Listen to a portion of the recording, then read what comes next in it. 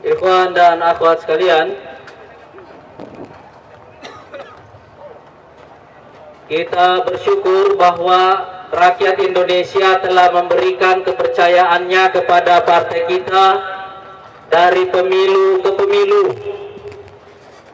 Dari 7 kursi yang kita peroleh tahun 99 naik menjadi 45 tahun 2004 dan naik lagi menjadi 57 tahun 2009. Begitu juga kepercayaan rakyat Indonesia yang terus meningkat kepada kita dari pilkada ke pilkada. Sehingga alhamdulillah sampai sekarang ini ada 31 kader Partai Keadilan Sejahtera yang telah dipercaya menjadi kepala daerah. 4 diantaranya adalah gubernur.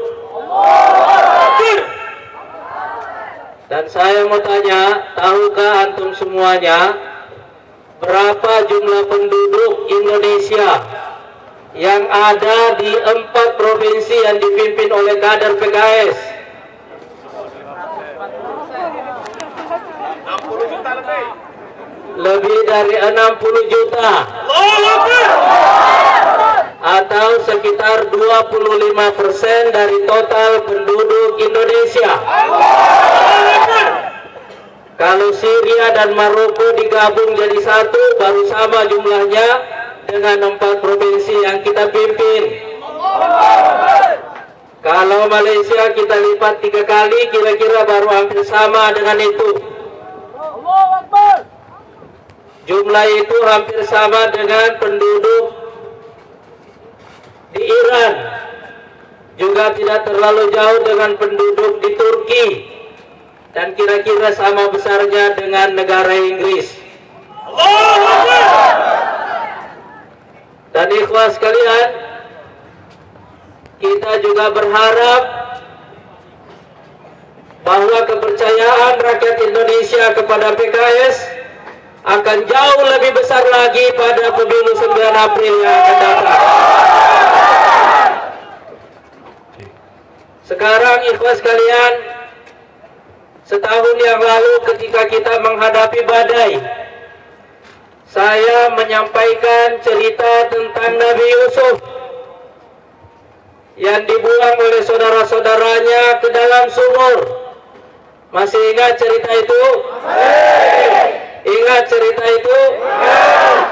Setahun yang lalu saya mengatakan, kalau antum ditanya, kenapa Anda terjatuh ke dalam sumur? Jangan jawab pertanyaan itu.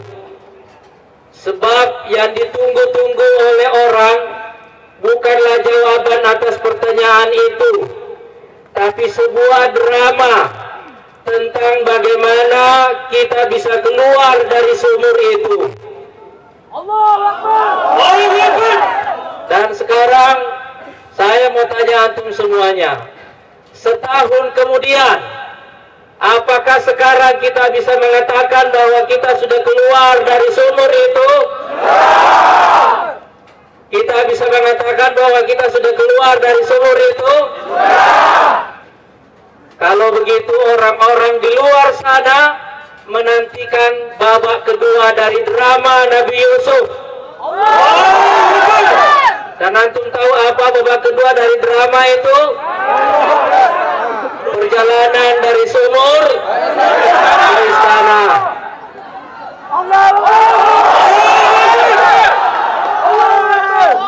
Siap menuntaskan babak kedua dari drama itu? Siap menuntaskan babak kedua dari drama itu? Dan ikhwah sekalian, istana di Republik Indonesia ini pernah punya banyak rasa. Sudah pernah rasa merah, sudah pernah rasa kuning, rasa hijau, rasa biru. Yang belum pernah rasa apa? Putih.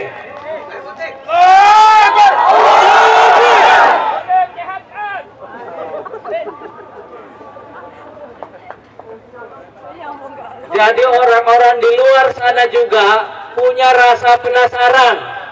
Kira-kira istana kalau dipimpin oleh si Putih, seperti apa rasanya Republik ini?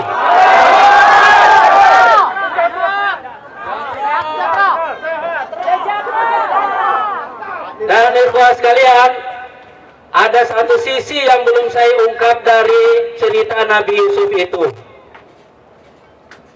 Nabi Yusuf itu memimpin sebuah kerajaan yang sudah ada sebelum beliau datang ke kerajaan itu.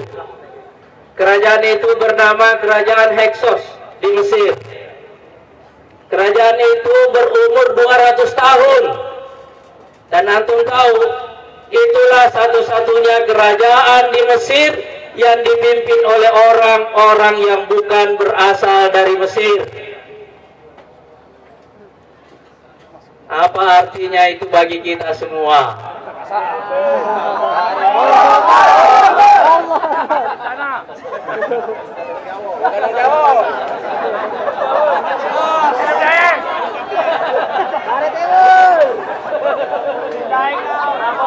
Nabi Yusuf berasal dari Madian. Madian itu suatu tempat yang ada di antara Mesir dan Syria. Saya yakin antum semuanya berpikir itu artinya orang Bugis bisa jadi presiden di Indonesia. Tapi saya perlu mengatakan bahwa orang Bugis di Republik ini adalah warga negara Indonesia asli. Bukan orang yang datang dari luar Mesir. Bukan orang yang datang dari luar Indonesia. Jadi pesan dari cerita Nabi Yusuf itu adalah, yang pertama, jangan pernah merasa asing di negeri sendiri. Yang kedua, jangan pernah merasa minoritas di negeri sendiri. Dan yang ketiga, ini yang terpenting, jangan pernah merasa tidak layak memimpin negeri sendiri. Siap pemimpin Indonesia? Siap pemimpin Indonesia? Mau punya presiden Indonesia dari kader PKS? Sangat mau. Nah, ikhlas sekalian, saya ditanya oleh orang, juga oleh media, seperti apa rasanya kira-kira kalau Indonesia ini dipimpin oleh PKS?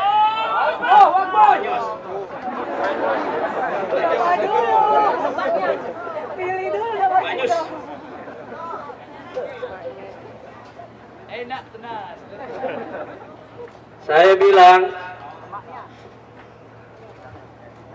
kalau Indonesia ini dipimpin oleh PKS, saya ingin menyampaikan mimpinya. Saya membayangkan bahwa kira-kira di bawah kepemimpinan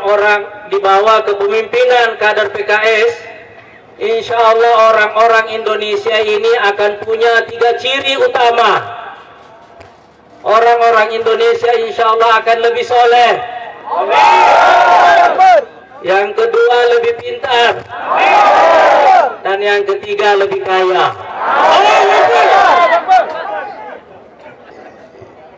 Lebih soleh, lebih pintar, lebih kaya. Itu 3 ciri utama orang Indonesia atau manusia Indonesia yang kita mimpi-mimpikan insya Allah jika kita memimpin Republik ini. Kalau angka kalimat ini dibolak-balik, kira-kira kita bisa bilang dia lebih pintar, lebih kaya, lebih soleh. Pintar, kaya, soleh. Apa maknanya kalau manusia Indonesia lebih pintar, lebih kaya, dan lebih soleh? Maknanya adalah bahwa di negeri kita ini, kita memadukan 3 hal yang belum terpadu di tempat lain. Kita memadukan agama dengan modernitas, dengan keindonesiaan. Kita memadukan agama agama dengan pengetahuan, dengan kesejahteraan. Di tempat lain ada agama yang menyatu dengan kesejahteraan tapi relatif tanpa pengetahuan. Dan di tempat lain ada agama yang menyatu dengan pengetahuan tapi tanpa kesejahteraan. Dan ada di tempat lain pengetahuan dan kesejahteraan menyatu tanpa agama. Di tempat kita ini kita ingin menyatukan tiga hal yang tidak bisa bersatu di tempat lain: agama, pengetahuan, dan kesejahteraan. Dan karena itu ikhwas sekalian, sekali lagi kita siapkan diri kita insya Allah untuk menciptakan kejutan besar pada 9 April yang akan datang. Saya sekarang menyaksikan bahwa ada sebuah badai besar yang menimpa seluruh partai politik, yaitu badai ketidakpercayaan. Ada gerakan deparpolisasi yang berlangsung di Indonesia sejak 4 tahun terakhir ini, yang membuat masyarakat menjadi tidak percaya kepada partai politik. Dan karena itu saya yakin bahwa yang akan memimpin Indonesia pada beberapa hari yang akan datang ini adalah mereka yang bisa menyiapkan perahu Nuh. Tahu apa maknanya menyiapkan perahu Nuh? Kalau ada banjir ketidakpercayaan, siapkanlah sebuah perahu tempat orang akan menumpang, tempat para pemilih yang belum percaya kepada partai politik untuk menumpang insya Allah menuju keselamatan. Dan saya yakin insya Allah itulah peran yang ingin kita lakukan dalam sisa waktu 3 minggu terakhir ini sampai 9 April yang akan datang. Menjadikan PKS sebagai perahu Nuh, tempat rakyat Indonesia berlabuh menuju keselamatan insya Allah. Saya sengaja mengungkap cerita perahu Nuh ini. Kenapa? Karena ada 2 kata kunci dalam cerita Nabi Nuh ini. Yang pertama ada badai yang disebabkan oleh banjir besar. Tetapi yang kedua ini yang lebih penting. Tahukah antum semuanya di mana akhirnya perahu Nabi Nuh itu berlabuh? Di puncak gunung. Karena buminya tenggelam. Yang tampak tinggal puncak-puncak gunung itu. Jadi cerita perahu Nuh ini menggabungkan 2 hal yang mustahil digabungkan: badai besar dan puncak gunung. Apa artinya badai besar dan puncak gunung bagi Partai Keadilan Sejahtera? Kita banget. Artinya adalah kita insya Allah bukan hanya akan berhasil melampaui badai, tapi juga akan berlabuh di puncak gunung.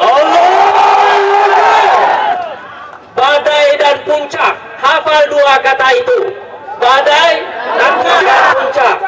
Dan saya ingin mengatakan kepada antum semuanya bahwa sejak saya tadi turun di bandara sampai saya tiba di tempat ini, saya sudah mencium aroma kemenangan di Saya sudah mencium aroma kemenangan itu dari tatapan mata antum semuanya. Saya sudah mencium aroma kemenangan itu sejak kita salaman, dan saya merasakan genggaman tangan antum yang begitu kuat. Saya merasakan ada kekuatan tekad yang mengalir ke tangan antum itu waktu kita bersalaman. Dan saya sudah mendengarkan berita baiknya dari survei yang dilakukan oleh DPW. Saya sudah mendengarkan berita baiknya dari survei yang dilakukan oleh DPW. Tapi saya yakin kita insya Allah masih punya waktu untuk membuat berita yang lebih baik lagi pada hari ini. Nah, ikhwas sekalian, survei kita menunjukkan sekarang ini insya Allah kita sudah masuk ke 5 besar. Dan tinggal 1-2 langkah lagi insya Allah kita akan masuk ke 3 besar insya Allah. Amin. Survei-survei di beberapa wilayah seperti di Jawa Barat dan di DKI Jakarta kita sudah masuk di 3 besar. Begitu juga di Kalimantan Timur dan di beberapa wilayah lain. Tadi saya dengarkan di Sumatera Selatan ini kita sudah ada di urutan keempat. 1-2 langkah lagi insya Allah. Dan karena ini adalah sunnah Rasulullah Sallallahu Alaihi Wasallam, saya ingin menceritakan satu mimpi saya. Sejak 1 tahun terakhir ini kita kerja keras melakukan konsolidasi dan rata-rata tidur jam 2, jam 3 dan lebih sering lagi tidur setelah subuh. Pada 2 Jumat yang lalu saya tidur setelah salat subuh, setelah kerja sampai balik ke rumah menjelang subuh, dan mungkin karena sangat lelah saya diberi mimpi yang bagus oleh Allah Subhanahu wa taala. Ini mimpi bukan survei. Tapi karena ini sunnah menceritakan mimpi yang baik, saya mau ceritakan mimpi ini kepada antum semua. Tiba-tiba saya melihat sebuah tabel yang berisi hasil perolehan suara partai-partai politik pada 9 April. Ini mimpi benar. Sekali lagi bukan survei. Dan saya berkali-kali mengucap mata saya karena saya kurang percaya dengan hasilnya. Mungkin karena saya agak minder. Tapi di tabel itu saya melihat PKS dapat angka di urutan kedua. Saya tidak mau sebut siapa yang di pertama, siapa yang ketiga, siapa yang keempat, karena itu tidak penting bagi kita.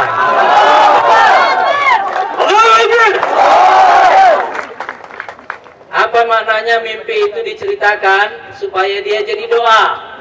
Amin.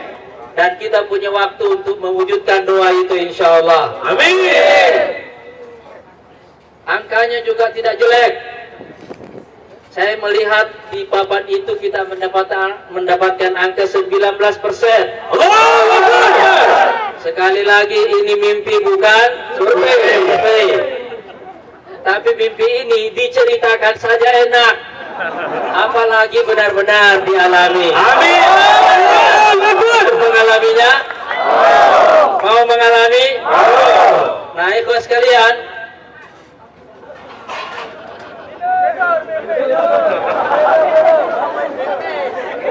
banyak orang yang salah duga bahwa mereka bisa memimpin Indonesia kalau mereka nomor 1 dalam pemilu, lalu jadi presiden, lalu punya banyak menteri, lalu dia pikir dia memimpin Indonesia.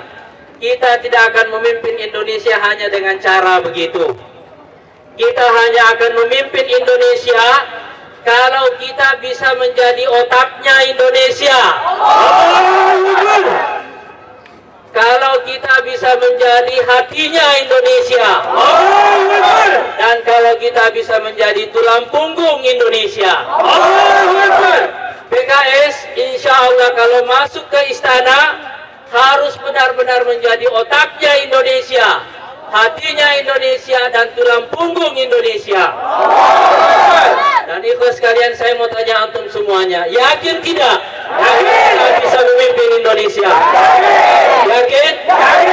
Kalau kita sudah memimpin 25% penduduk Indonesia, apa bedanya dengan memimpin 100% penduduk Indonesia? Tidak ada beda. Bedanya apa punya 3 anak dengan 5 anak? Tidak ada. Tinggal tambah 2 lagi ya. Dan perjalanannya insya Allah sudah dekat.